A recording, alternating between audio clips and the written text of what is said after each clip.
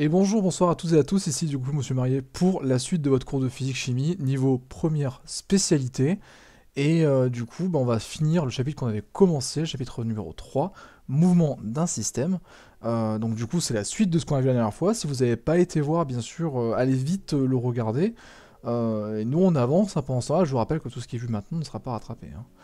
Donc, en ce qui concerne ce chapitre, nous étions arrêtés, je suis à la mauvaise diapo, nous étions arrêtés à celle-ci, ok, la chronophotographie d'un snowboarder, où on avait conclu que la somme des forces, avec un vecteur, a même direction, même sens que le vecteur variation de vitesse. Donc déjà, ça on l'avait vu un petit peu, après on a vu que sa valeur était proportionnelle, on était quand même vraiment arrivé pas mal loin. Maintenant, on va essayer de prouver tout ça, et on va mettre grand 3 des forces à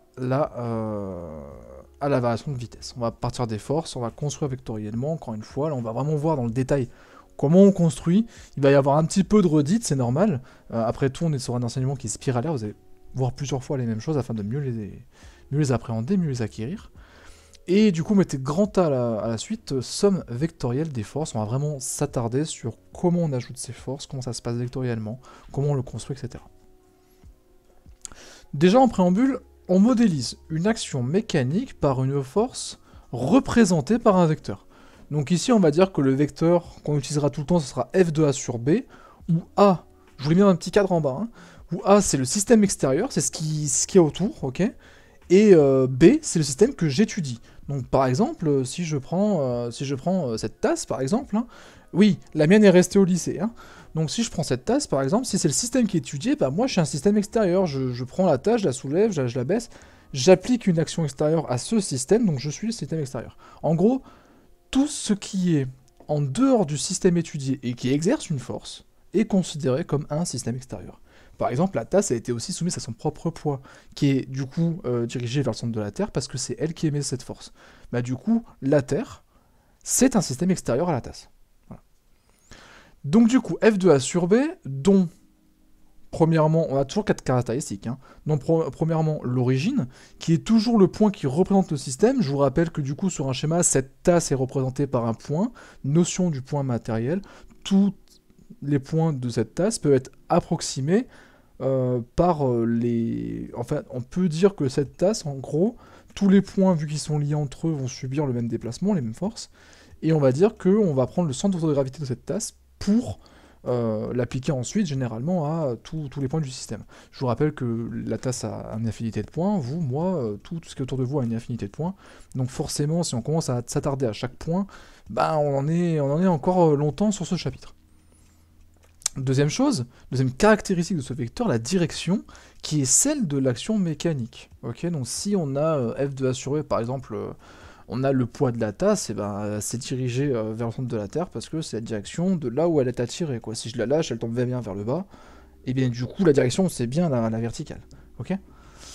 Et la longueur est proportionnelle à la norme en Newton. Ben, plus la force est intense, plus la norme de cette force est intense, eh bien, plus la longueur de la flèche que vous avez modélisée sur le schéma va être importante. Ça, on l'a déjà vu, c'est quelque chose qu'on commence à savoir.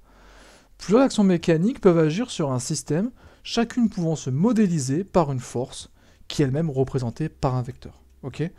Donc là, maintenant, tout ça, c'est bon. D'ailleurs, est-ce que je voulais pas le mettre en rouge, ça? Non, c'est bon. C'est bien en noir. Allez, on passe à la suite, du coup. Comment ça se passe du coup sur un schéma? J'ai pris par exemple le cas d'un skieur qui est en train de remonter les pistes avec un tire-fesse. Pour ceux qui n'ont jamais fait de ski et qui n'ont jamais été à la montagne, en gros c'est un appareil qui permet de remonter les pistes. Parce que normalement vous pouvez que les descendre en ski, hein, sinon vous glissez. Voilà. Bref, maintenant que le commun des mortels est habitué et comment dire, sensibilisé à la situation, en gros le skieur il va intercaler du coup le tire-fesse entre ses jambes, bien le tenir, et vous allez avoir dès lors 3 forces qui vont s'appliquer. La première que vous voyez sur le schéma, du coup, avec mon curseur ici, P, donc du coup c'est le poids, mon chat qui fait le con, donc le poids, bien dirigé vers le bas, vers le centre de la Terre, qui est du coup la force que n'importe quel solide dans l'environnement, dans le champ gravitationnel terrestre, est amené à subir. Deuxième force, celle qui vous fait remonter la piste, du coup, celle de la tension de la barre, celle de la tension du tire-fesse, qu'on note T, et qui est représentée en vert ici. Donc qui est bien dans le sens, en fait, de la barre, dans le sens où vous subissez la traction. Et enfin, vous avez une dernière force que on néglige pas mal souvent, c'est la force de résistance du support, qui est ici R. Bah en fait, si vous remontez la piste comme ceci, vous avez une résistance du support, une résistance de là où vous glissez. Ça peut être assimilé à des forces de frottement, si vous voulez, qui sont perpendiculaires, du coup. Pardon, non, c'est pas les forces de frottement. C'est vraiment la réaction du support, quoi, qui s'oppose à votre poids. Si vous êtes assis sur une chaise, par exemple, la réaction du support, elle est bien vers le haut, parce que vous êtes assis sur l'horizontale. Si votre chaise, elle est penchée, bah, vous allez être perpendiculaire à celle du support, ok? Enfin, perpendiculaire à la direction du support. Donc du coup, si vous êtes penché, bah, ça va être comme ça. Si vous êtes penché comme ceci, ça va être par là. Enfin bref, vous avez compris, si la pente, elle est selon cet axe, bah, la réaction du support est perpendiculaire à cet axe. Donc du coup, oubliez frottement, hein, c'est pas ça. Bref. Maintenant que vous avez fait le bilan des forces appliquées à votre système, le système en gros c'est le skieur, hein. Alors je précise que c'est pas moi, hein, moi je fais pas de ski. Les forces qui se modélisent du coup sur ce skieur, maintenant, vont pouvoir être ajoutées. On va pouvoir faire la somme de ces forces afin d'avoir la somme des forces, qu'on appelle aussi la résultante des forces. Selon les ouvrages que vous allez consulter, du coup, vous allez avoir soit somme des forces, soit résultante des forces, c'est la même chose, ok? Donc, cette somme des forces, cette résultante, en gros, ce qu'on va faire, c'est qu'on va partir du point M. Le point M, c'est quoi? C'est le centre de gravité de votre système, en l'occurrence, c'est le nombril du skieur. On lui applique du coup la force T. On aurait pu commencer par P, on aurait pu commencer par R. Hein. Dans tous les cas, ça revient exactement au même. Faites le test chez vous, vous verrez, c'est pareil. Ensuite, on lui met P à la suite. Donc du coup, quand on trace T, on met P du coup au point d'arrivée de T afin de pouvoir continuer le vecteur. Et au point d'arrivée de P, du coup, en respectant bien les longueurs, on lui applique la résistance du support. Ok? Donc on va arriver à un point fictif qu'on appelle, je sais pas, appelez-le comme vous voulez, je sais pas, R comme résultat. Et donc du coup, le vecteur somme des forces, c'est le vecteur MR, c'est le vecteur qui va de M et qui arrive jusqu'à R. Donc du coup, le point résultat de la somme de vos trois forces. Voici donc du coup une construction vectorielle de ce qu'on appelle une résultante des forces. Grand B, lien entre la somme des forces, maintenant la résultante des forces, et la variation de vitesse. En appliquant encore une fois le principe d'inertie, souvenez-vous qu'on appelle aussi principe fondamental de la dynamique ou aussi deuxième loi de Newton, on peut confirmer que le vecteur variation de vitesse, du coup, il est non seulement collinéaire au vecteur somme des forces, mais ils ont aussi le même sens. Quand je reviens sur la construction d'avant, celle qu'on n'avait pas prouvée lors de la chronophotographie du snowboarder, on a bien du coup, comment dire, la somme des forces qui est dirigée comme ceci, mais si on fait aussi la variation du vecteur vitesse, ben vous trouverez ça. Donc du coup, on est vraiment sur une même direction, un même sens, et on est aussi sur la même origine. Ça qui est assez fantastique. La seule chose qui va varier en fait, ça va vraiment être la norme. Donc du coup, la norme, la vitesse du système augmente ou diminue, hein, en effet. Mais la norme du coup va être vraiment proportionnelle en fait à la variation du vecteur vitesse. Comment dire, la norme de la somme des forces, de la résultante des forces va être proportionnelle à la valeur de la variation de vitesse. En termes de norme, hein, bien sûr.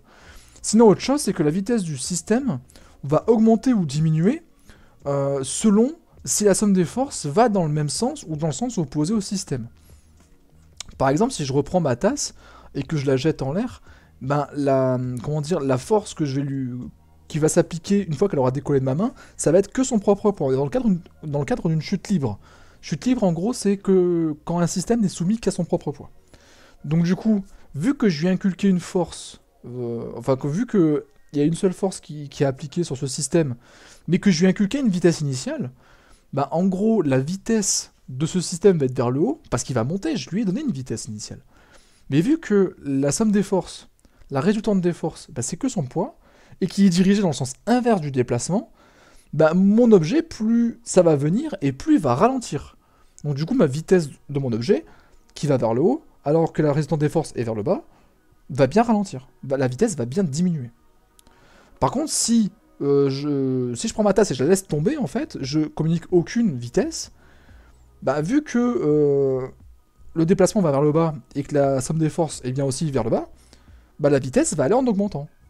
Et c'est bien ce que vous voyez à chaque fois que vous laissez tomber un objet. Grand 4, rôle de la masse. Alors on va voir que la masse, elle a quand même un rôle qui est super important, qui a un rôle majeur dans tout ce qui est étude de mouvement, dans tout ce qui est mécanique newtonienne. Ça, c'est un truc qui est vraiment super important et qui va pas mal rythmer en fait des exos de mécanique que vous allez faire entre cette année et l'année prochaine en terminal SP. Grand A, variation de vitesse et masse. On va voir le lien qu'il y a entre les deux. Si une même action s'exerce sur deux systèmes de masse différentes, bah, le moins lourd subira la plus grande variation de vitesse pendant le même intervalle de temps. En fait, c'est super simple à comprendre.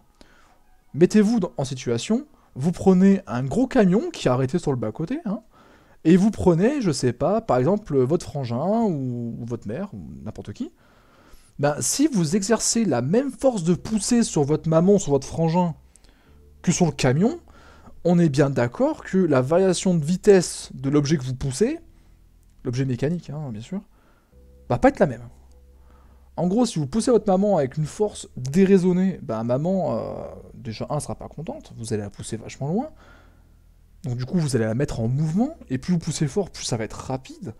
Par contre, le camion avec le frein à main qui garde sur le bas-côté, on est d'accord qu'il bougera pas. Hein. Donc du coup, sur un même intervalle de temps, vous allez voir que la variation de vitesse entre l'objet le moins lourd et le plus lourd va pas être la même. Et l'objet le moins lourd, du coup, va avoir beaucoup plus de vitesse qu'un objet qui est lourd. Si vous déplacez deux meubles à la maison, il y en a un, il est en bois, mais il est tout creux, et l'autre, vous avez oublié de le vider, bah peut-être que le plus lourd... Je vous vois déjà, les gars, à la maison, en train de faire les malins. Oui, l'objet le plus lourd, vous allez le bouger, mais vous allez beaucoup plus galérer que sur un objet que vous avez vidé auparavant. L'objet que vous avez vidé auparavant, qui est moins lourd, du coup, avec la même poussée, bah, vous allez le mettre en mouvement beaucoup plus rapidement, il va être animé d'une vitesse plus importante que l'objet que vous avez oublié de vider. Du coup, pour conclure tout ça en rouge, la variation de vitesse d'un système durant un intervalle de temps est inversement proportionnelle à la masse de ce système. Ça veut dire que la variation de vitesse du système divisée par l'intervalle de temps qui est assez court, hein, du coup, si la variation de vitesse est plus importante, bah c'est que la masse est moins importante. Okay, les deux n'évoluent pas dans le même sens. C'est ça inversement proportionnel en maths. Du coup, remarque, cette expression permet de dire que la variation de vitesse pendant un intervalle de temps qui est très petit, on travaille toujours en physique-chimie sur un intervalle de temps qui est voulu court. Okay, bah, cette variation de vitesse sur un intervalle de temps très petit, c'est égal à la force par unité de masse, normalisée par la masse, divisée par la masse. Ok, tout ça c'est synonyme. Du coup, vous pouvez écrire que delta V, la variation du vecteur vitesse, divisé par delta T, c'est égal à 1 sur M fois la somme des forces, fois la résultante des forces. Ok? Et ça, c'est une relation qui est très importante parce qu'on va la transformer juste après. Et on va retrouver une loi de Newton qu'on va utiliser l'année prochaine en terminal SP. Pour ceux qui se demandaient un petit peu sur quels exos ils pourraient travailler cette partie-là, la partie A et B du grand 4, c'est les mêmes exos, ok? C'est les exos 20 à 27, page 251 de votre livre. Grand B, force et masse. La variation de vitesse, du coup, sera la même pour deux systèmes de masse différentes, à condition que l'action qui s'exerce sur le système le plus lourd soit plus importante. Vous prenez du coup, je sais pas, vous prenez par exemple une voiture qui est en panne, bah vous la poussez, des fois il y a un collègue qui reste en train de faire le volant, hein, parce que lui il a pas envie de pousser, et vous êtes, je sais pas, deux gars, parce qu'il y a un mec qui est venu vous aider à pousser la voiture. Bon, la voiture elle avance, ok? Mais si vous voulez faire le même déplacement, la même vitesse de pointe de poussée avec un camion, bah il va falloir appeler plus de gars. Enfin plus de personnes, quoi, plus de bras. Et du coup, si vous voulez animer votre camion de la même vitesse, de la même variation de vitesse que vous avez inculqué à la voiture, bah forcément, il va falloir avoir beaucoup plus de gens qui poussent, donc beaucoup plus de force exercée sur votre système. La force qui modélise l'action requise pour modifier la vitesse d'un système est donc proportionnelle à la masse de ce système. Ça veut dire que plus le système il est massif, ben plus il va falloir que je mette de force dessus. Ok, on est plus sur une inversion, enfin sur une inversement proportionnel. On est vraiment sur une proportionnalité bête et méchante. Hein. Du coup, comment on peut modéliser tout ça? Bah, l'action à exercer sur un système pourrait être par exemple 2 fois plus importante que celle exercée sur un système qui est 2 fois plus léger. Ben, pour des variations de vitesse identiques entre 2 instants voisins, que ce que j'ai dit. L'action à exercer sur un système, ok, donc en gros, un système qui est 2 fois plus léger va avoir besoin de 2 fois moins de force pour avoir la même variation de système entre 2 instants voisins. On va prendre un instant voisin de 1 seconde par exemple. Bah, pendant cette seconde là, si je veux mettre cet objet en mouvement, qui est 2 fois plus léger, bah, j'aurai besoin de 2 fois moins de force pour la même variation de vitesse, dans un même intervalle de temps, qu'un autre objet qui est 2 fois plus lourd, et à qui je devrais mettre 2 fois plus de force. Voilà, en gros c'est ça. C'est vraiment une loi de proportionnalité toute simple. Du coup on peut écrire quoi? Eh bien on peut écrire la somme des forces, la résultante des forces, c'est égal à la masse fois votre variation de vitesse, votre vecteur variation de vitesse divisé par votre delta t. Tout simplement. Voilà. Vous savez tout. En ce qui concerne du coup les exos que vous aurez à faire pour la prochaine fois, je vous les affiche dès maintenant. Ce seront les exercices numéro 22 et 29, page 251-252. Déjà, faites cela. Ok, faites cela. On les corrigera du coup dans une vidéo. Cela. Voilà. Ensuite, vous allez vous imprégner de la correction, ok. Et les autres exos, je vais vous les répéter dans l'autre vidéo. Pour aller plus loin, du coup, pour vraiment maîtriser le sujet, on va prendre des exos type bac, des exos qui sont plus durs avec des étoiles à la fin du livre. Ce sont les 36 et 37, page 252. C'est-à-dire que ceux qui veulent commencer à les chercher, cherchez-les. C'est très bien. Si vous avez des questions, posez-les-moi. Atrium étant un peu buggé, essayez de passer plutôt par Pronote ou par les commentaires.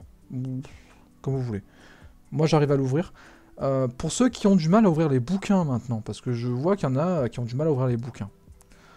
Pour ceux qui ont du mal à ouvrir les bouquins, sachez que la plateforme, en fait, elle a atteint son maximum de connexion pendant les journées. En fait, les gens se connectent tous sur Atrium pour avoir Corelis, et Corelis, du coup, plante parce qu'il y a trop de gens sur le serveur. Ce que vous pouvez faire, vous avez 2 solutions. La première, c'est sur la tablette dont on vous a doté au début de l'année. Bah déjà, 1, chargez-la. 2, téléchargez les bouquins la nuit. Parce que la nuit, bah, les gens ils dorment, donc du coup il y a moins de gens. Donc du coup vous pouvez vous connecter. Et une fois que vous allez télécharger, normalement il y a moyen de se connecter, enfin d'ouvrir le manuel hors connexion.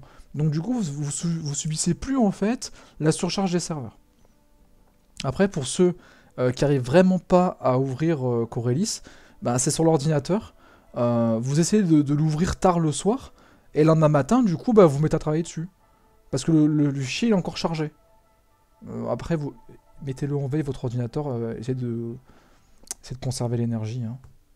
Et sinon, troisième solution, bah, vous pouvez aussi ouvrir le bouquin le soir, faire une impression écran de l'exercice que vous devez faire pour le lendemain, et après vous le consultez hors connexion. Voilà. Il y a plusieurs solutions, on va essayer d'être inventif. Je sais que pour échapper à ma vigilance en cours, vous êtes très inventif. Donc du coup, pour faire les exos, je pense qu'il y a moyen que vous soyez aussi ingénieux que pour d'autres domaines. Voilà, je vous remercie du coup de m'avoir écouté. Le prochain cours du coup sera vendredi, enfin la prochaine vidéo.